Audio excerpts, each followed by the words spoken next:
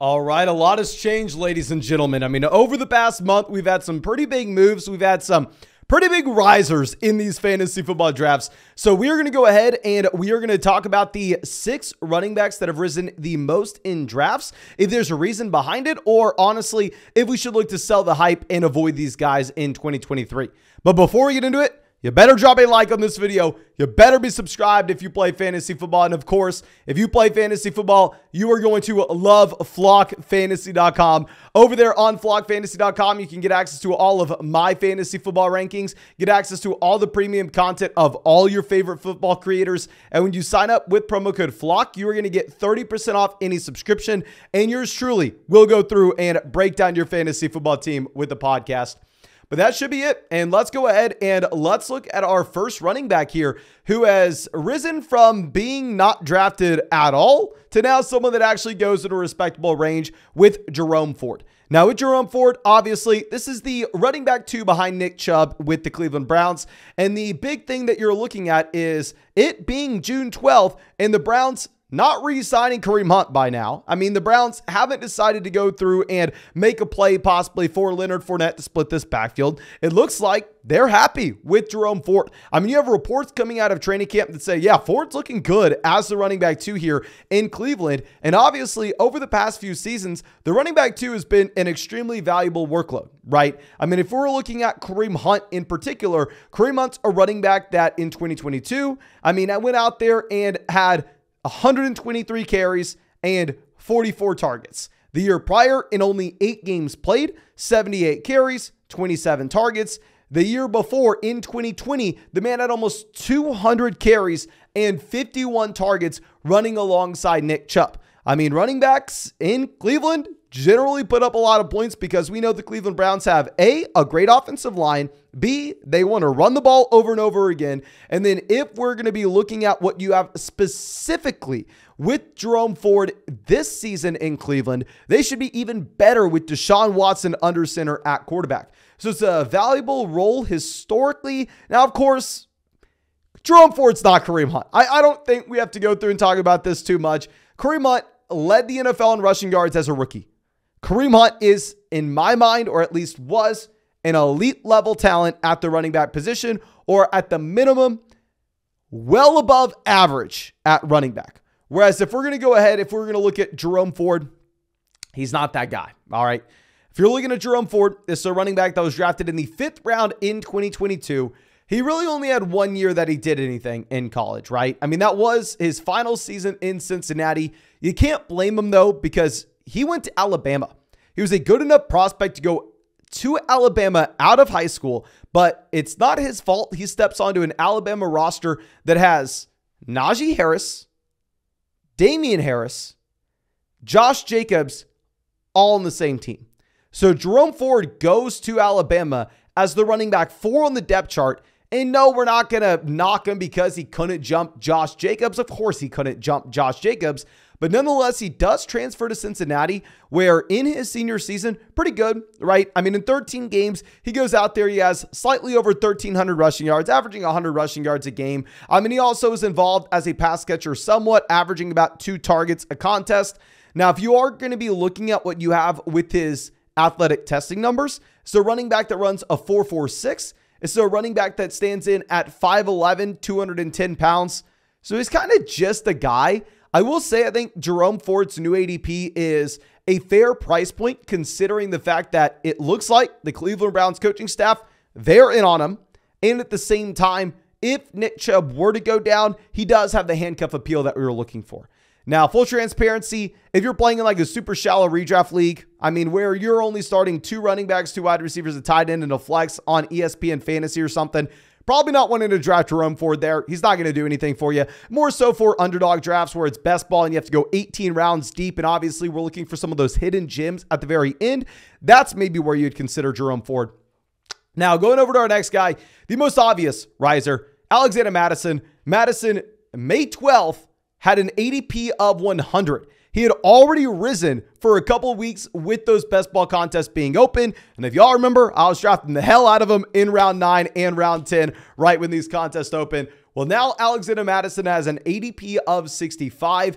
Obviously, not really fair to look at what we have with Alexander Madison in terms of his per game numbers. I've seen a lot of people doing this going, oh my gosh, Alexander Madison only had 4.3 carries per game last year. I mean, Alexander Madison had a career low in rushing yards.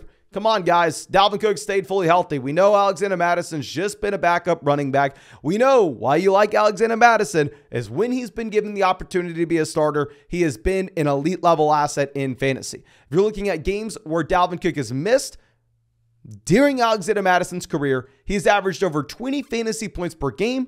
He has averaged about 20 rushing attempts per game and 4 targets per game. He has been a workhorse running back. Now, if we were going to be reevaluating him at his new ADP, it will be a little more difficult to draft him here in round 5, round 6 in Underdog, specifically when we generally want to be grabbing wide receiver early.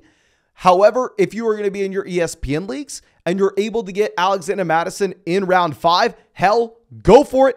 I'm happy to draft him here. But there's one other riser, and I do want to talk about these backs as well. Ty Chandler is another big-time riser in these drafts. He has risen from not being drafted May 12th to now he has an ADP of 197. Now, obviously, not drafting him in shallow redraft leagues. This would be an underdog draft pick. And if we're looking at the running backs in Minnesota, it's very important to look at the overall depth chart because the big thing when it comes to Alexander Madison's price now as a 6th-round pick in these underdog drafts, I'm confident in saying that he will be a profitable selection if Ty Chandler and Dwayne McBride are the only other running backs on this depth chart. Because if we go into the prospect profiles that you had of Ty Chandler and Dwayne McBride, really the only thing that we can look at is their prospect profiles because neither have done anything in the NFL because one's a rookie and one's a second-year player that was stuck behind Dalvin Cook and Alexander Madison. Ty Chandler was a late 5th-round selection for the Minnesota Vikings in 2022. He was a decent athlete where he goes out there and he runs a 4.38, but he's a little bit on the smaller side. I mean, he barely weighs 200 pounds, standing in at 5'11". His BMI is 28.4, so a little more slender. You're essentially just looking at him as like a slider running back that has the juice to possibly break off a long run. I mean, I don't necessarily think this is someone you would ever assume sees more than 30% of the touches in his own backfield. Now, Dwayne McBride's the other guy that they bring in this year. Dwayne McBride is a running back that is big enough to carry a big-time workload. 12 games, he has 233 rush attempts and over 1,700 rushing yards at UAB. But what Dwayne McBride does not have is the speed to make a real difference, and he does not have hands that can even think about catching the football. Dwayne McBride had 5 receptions his 3 seasons in college. McBride will never catch the ball. He's not a great athlete. That's why he fell to the 7th round of this year's NFL draft. These running backs, I hate to say it, obviously they have more talent at the game of football than I'll have talent at anything in my entire life, but they're not talented. Now, if you think Minnesota will bring in Kareem Hunt, if you think Minnesota will bring in Ezekiel Elliott, if you think they will bring in Leonard Fournette, then Alexander Madison probably is not a good pick in the 6th round of underdog drafts. However, if you are getting in a draft today and you think that this depth chart will stay as is, I think that with the combination of Dwayne McBride and Ty Chandler, you have nothing to worry about, okay? I will happily go through and continue to take Alexander Madison in round 6 under the assumption that nobody else is going to Minnesota. So obviously it comes down to what you're thinking. Hell, I mean, you have Alexander Madison, a 5th rounder to 7th rounder on this team. I'm not going to be surprised if they bring someone in, but it's up to y'all and what you think. And of course, if you want to get in a draft today, you can on Underdog Fantasy. On Underdog, you know we're streaming drafts there literally every single day on the live stream. I mean, best ball, no time commitment at all during the season. I drafted over 700 teams, won $150,000 in Underdog drafts last year. They actually just launched player props for this upcoming season as well. And you can go sign up to Underdog in all of these states. Use promo code FLOCK and they will match your first deposit dollar for dollar up to $100. You will get my 2023 fantasy football rankings and a free trial to flockfantasy.com. But let's go over to our next guy. And Tank Bixby has been a big-time riser as Travis Etienne has been a big-time faller. Tank Bixby has risen from 171 to 144 in these underdog drafts. And with Bixby, I actually like his prospect profile significantly more than what you'd have with like Ty Chandler or freaking Dwayne McBride. If you're looking at Bixby, this is a running back that ran a 4.45 at his pro day. I mean, he is 210 pounds, 6 foot tall, so he's a little slender, but you're 210. Sure, we'll say you have a decent enough size to be a complimentary running back, right?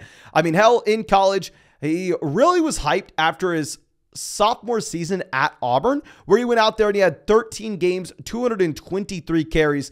The issue with Bixby is this is a running back that ran behind one of the worst offensive lines in college football at Auburn. Very reminiscent of what you had with Cam Akers at Florida State back in the 2020 draft class.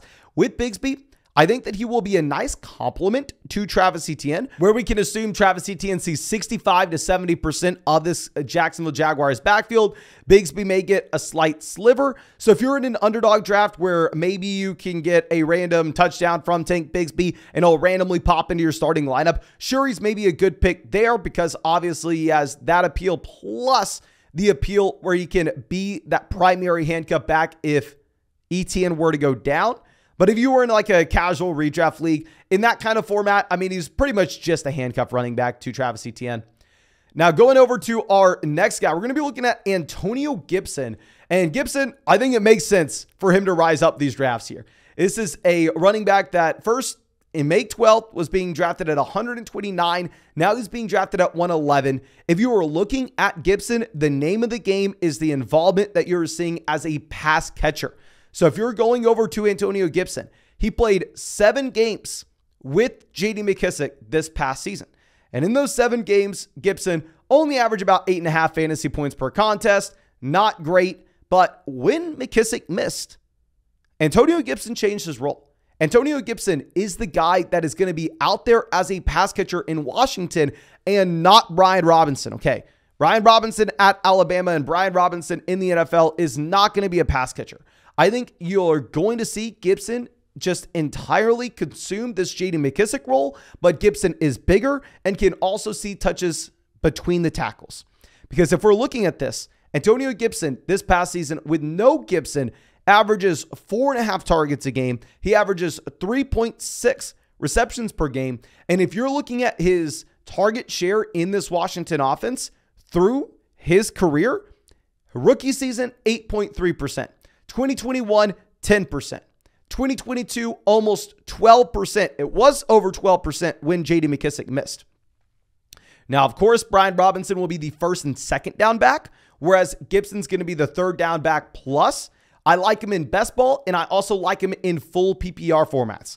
If you're in a casual redraft league that is non-PPR, you have no business drafting Antonio Gibson. But you want him in full PPR formats plus best ball leagues because he can break off that long reception. Now, going over to our next back, someone that you can draft in literally any format you want. Y'all know we talked about him when we looked at good teams and how many running back points you have on those great offenses. Joe Mixon here has risen from 65 to 53 in these drafts.